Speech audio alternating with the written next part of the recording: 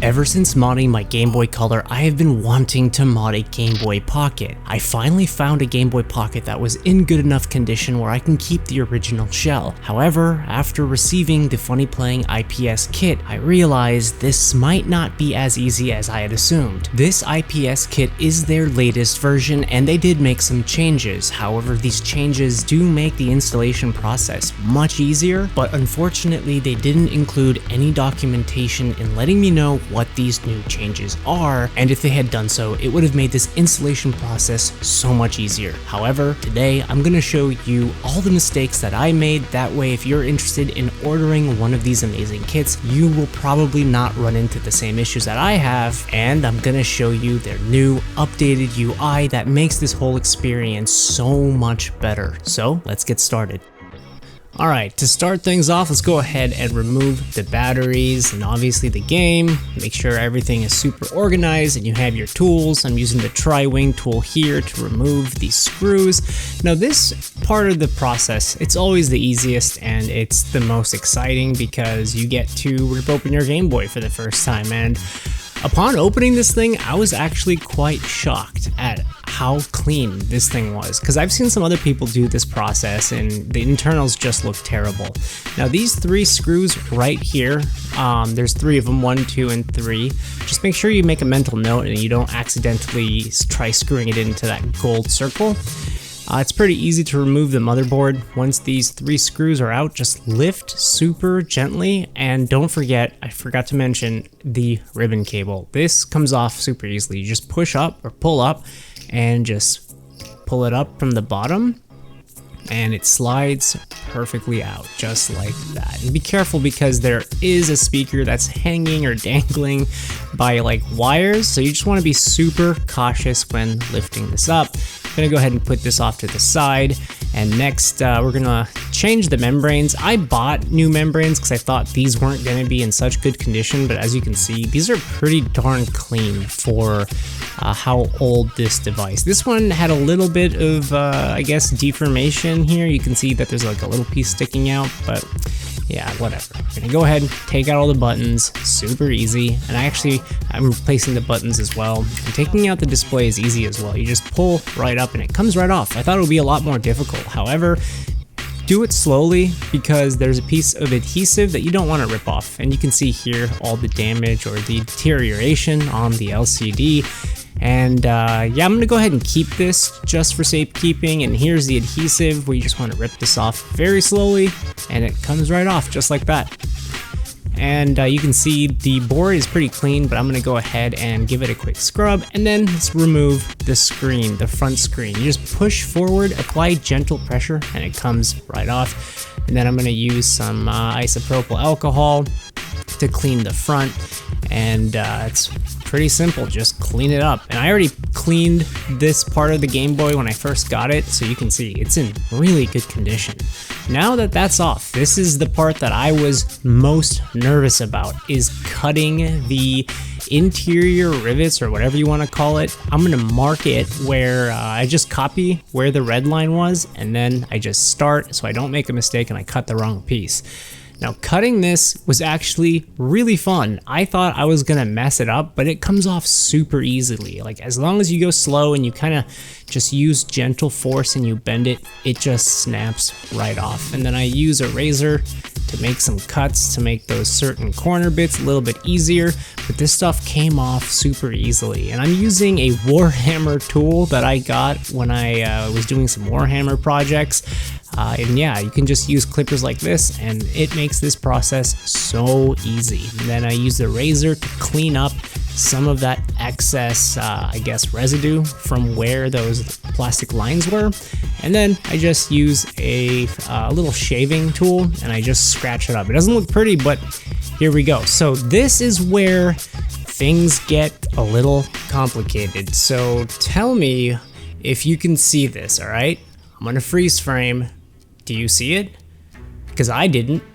That right there is the wire that I need, but it was stuck to the adhesive. And you're gonna hear me freak out in a second, just listen. They didn't include any wires, so I'm wondering, did they forget to include the wires? Because that sucks.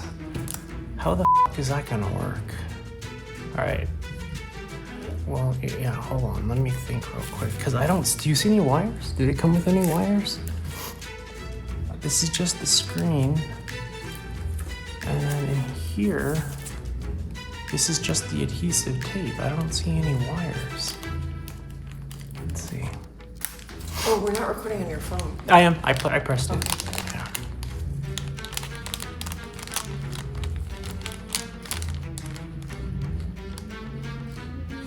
Yeah, because I need a wire. Unless, how am I going to connect that? Truly? And then where does this touchpad go? Because this is a touchpad. I'm wondering, is there a certain... No, there has to. So it took us 30 minutes to find that little wire, and I don't even know how I found it, but my wife and I, we were looking around the whole table, but we found it, so let's keep going. So this adhesive, what's nice about this is it's pre-cut, and I'm only gonna cut the top portion and the bottom portion. That way I can remove it if I ever wanna fix the screen in the future. I highly recommend doing this. You don't want to stick the whole adhesive on because I heard it's kind of hard. And the same goes for the opposite side. I'm only cutting the top. That way it's easier. So when I put this screen on, I can always fix it up later. Then next is the buttons. The buttons took a little bit of time to go in. They go in a specific way, but it's very easy. It's pretty self-explanatory. And here I am. Everything's going well until this happened. The screw flew off. Are you f***ing kidding me? And I lost that as well. I mean, I couldn't find it's gone. I couldn't find it. Somewhere. Can you help me find it? I was so angry, and this, no joke, took us 40 minutes to find. We were on our hands and knees searching for this thing, but screw. You know, after some time, I found it. And after finally finding that lost screw, I screwed this sucker in, and now it's the next hardest part. Well, this wasn't supposed to be hard, but for some reason the adhesive didn't want to come off super easily, specifically this part, and I think I'm doing it wrong. I've seen other people put the display on with that piece on, but I didn't understand how you would take it off, because look at how difficult this is. Like, the thing just did not want to come off. So I ended up having to use tweezers and a razor to get it off, but it finally did. And I was obviously worried about dust particles because I already placed the screen in there, but you know, it went in, no dust, wiped it off, and it looked amazing because this one actually included the light hole port, which I know the previous models didn't. Now, as for this ribbon cable is actually their new one. The older ones, you had to actually solder or solder the touchpad. This one, right over here, it comes with the touchpad already installed. All you have to do is take off that little adhesive and then stick it on. So that's super easy. Now, I only need to solder the power to port 1. And let me tell you, it is a lot harder than some people make it look, because I have shaky hands and my hands were shaking. Like you can see here, I was trying my best, my very best to get that tiny wire to go in, and somehow I did it and it connected.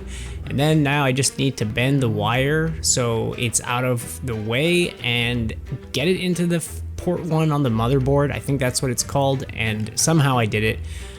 It was very, very time consuming and nerve-wracking, but I think if you just kind of try to relax, you can get it. It's not super hard. You just have to have steady hands, and there we go. All right, so let's go ahead and test this thing, put the thing together, put in the batteries, and here comes the next issue. I looked at this thing and the screen wasn't aligned.